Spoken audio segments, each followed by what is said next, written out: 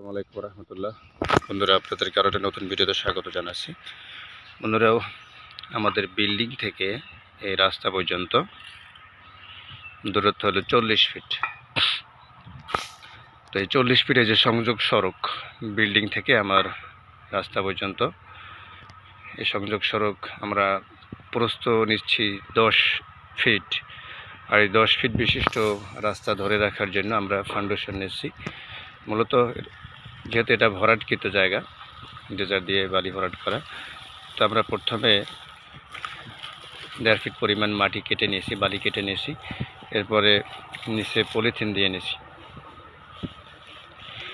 Polythene দিয়ে তারপরে 10 ইঞ্চি এক লেয়ার আগে গাঁথনি করছি। 10 ইঞ্চির উপরে পরে 5 ইঞ্চি। 5 ইঞ্চি উঠবে কোথা পর্যন্ত বন্ধুরা? 5 ইঞ্চি উঠবে আমাদের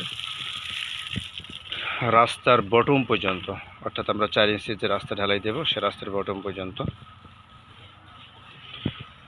এই হলো আমাদের ফ্লোরের টপ, এই হলো আমাদের রাস্তার টপ। এখান থেকে 10 ইঞ্চি আছে, 10 ইঞ্চিতে দুইটা ধাপ হবে 5 ইঞ্চি বিশিষ্ট।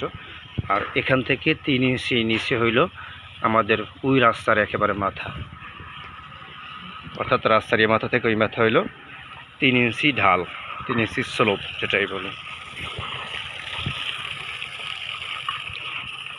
তো বন্ধুরা, আমরা যে রাস্তাটা করবো সেটা আরসিসি রাস্তা হবে।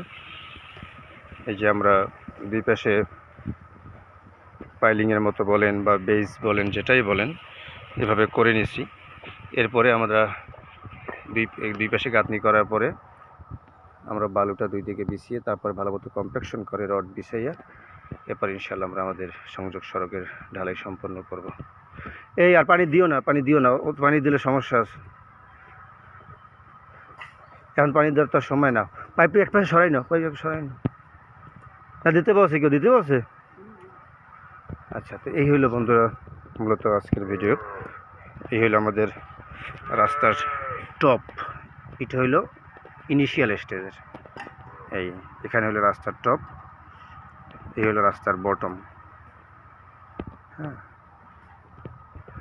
আর ওই মাথায় যে সুতা দেখা যাচ্ছে, সুতা হইলো আমাদের রাস্তার টপ, অর্থাৎ একেবারে মাথায় গিয়ে রাস্তার যেটা টপ হবে সেটা।